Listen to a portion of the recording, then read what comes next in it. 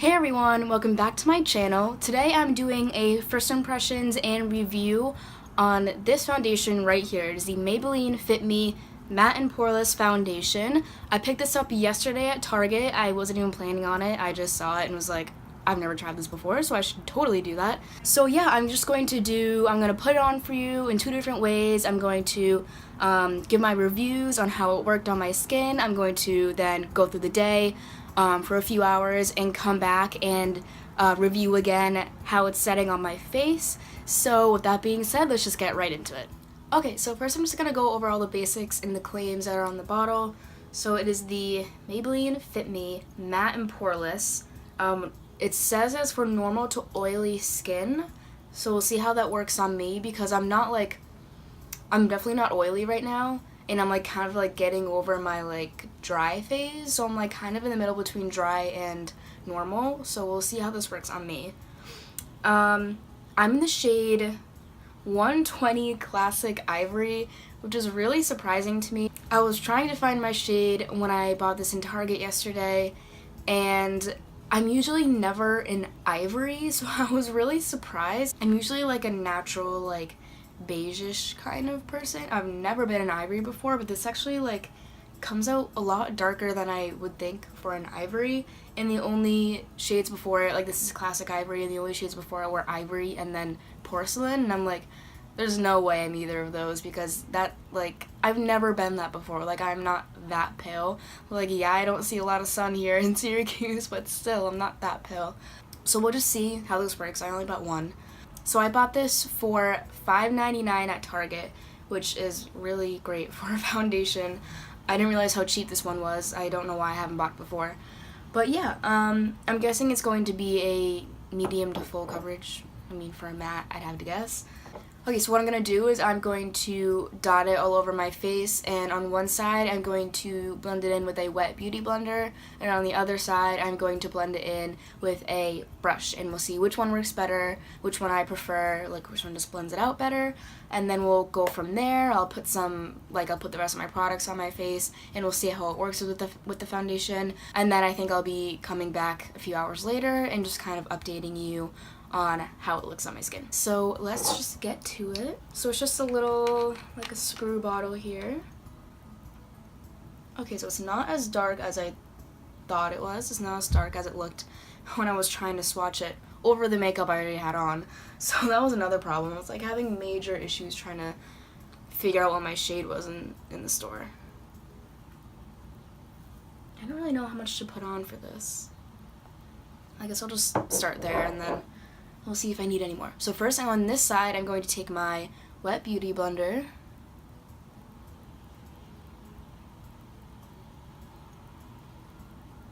Okay, I think I need a lot more. It's very, like,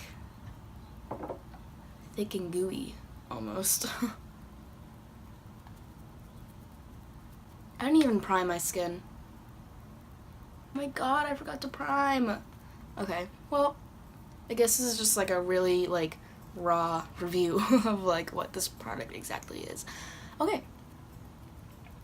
I like the look of it a lot right now. It has a very pretty finish. I would say this is definitely on the high end of medium coverage. Like this is looking pretty close to full right now.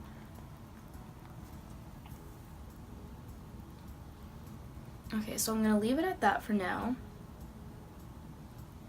And then I'm going to take my Real Techniques buffing brush right here. So I'm just gonna blend this all out. Definitely need to put a little bit more on this side of my face, like I did for the other side. I'm not a fan of like this kind of packaging for a foundation, like just like a literal bottle. I just think it's like so annoying to get it out. Like I prefer like a pump bottle or like a squeeze bottle or something other than just like having to dip my finger into it, and then I just like my finger gets on the brush and just alright. I definitely have to say I think I like using the Beauty Blender a lot more. It just kind of like blends out all those fine lines. that it makes. Not that the brush makes it like super streaky, but I just like, I love just like the flawless blending of a beauty blender. So far, I'm pretty impressed for a foundation that costs literally $5.99. This is good. The coverage is really nice. The finish is also beautiful. It's not like too much of a like a flat matte. Like, yes, it is very matte, but it has this little bit of a shine to it that kind of makes you look a lot more natural, like an actual human being, like actual skin. Like, it's going to look even better when I put like all my products on and then like put a setting spray on it, just kind of like liven it up. But as it is right now, I'm like really liking it, and I think the shade looks pretty good. It's a little bit dark, which blows my mind, but that's okay. We can make that work. Just blend it down the skin a little bit and make it look a little bit more natural. So yeah, now I'm just going to finish off the rest of my face. I'll come back after I do that, kind of explain how I think everything works with this foundation, and then in a few hours I will come back again and I will say what I think about just the wear of it, how it lasted, how it, you know, stayed on my face, you know the gist. Yeah, so I'm going to go do that and I'll be right back.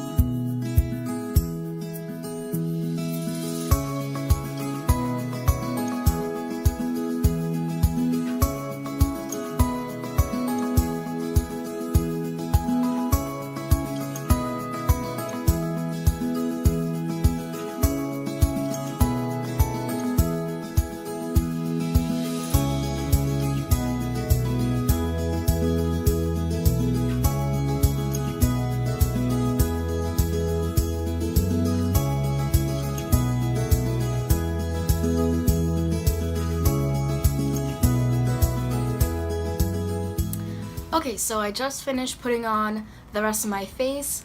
I think it worked pretty well with all the products that I used. The one little issue that I had is blending out my concealer. Maybe it was just the concealer's fault, I don't know. But I just had to like blend that a lot more than I usually do. Maybe it was just because it was like a different kind of darker shade that I haven't been using, and so it just kind of looks different. But other than that, it looks really, really smooth and especially dewy after I put on my setting spray. So it's not going to stay like this really flat matte the entire time that you're wearing it. Like, you can take the steps to liven it up and it will start to look like real skin. So it looks good to me right now. We'll see how it wears through the rest of the day. So yeah, I will get back to you in a few hours and I'll let you know what I think. Okay, so it is now 4 o'clock about. I filmed the first part of my video at around 11:30, so it hasn't been too long, but it's been long enough for some changes to may have occurred with this foundation. But I'm looking at it now and I know it's like not the best quality or anything like that, but it looks pretty good. It still looks super smooth. It still holds all my contour and highlight and everything like that really well. There's no breaking apart, there's no patchiness, I'm not getting like oily anywhere. I was outside walking in the sun and I was sweating and it still looks pretty good. It didn't like do anything to break apart my foundation in that instance. So yeah, I think it looks pretty good. I'm also in the library, by the way, so I was being studious in between filming. So basically my final thoughts on this foundation is that for a $6 drugstore foundation, it wears super nicely. I think it compares to literally high-end foundations.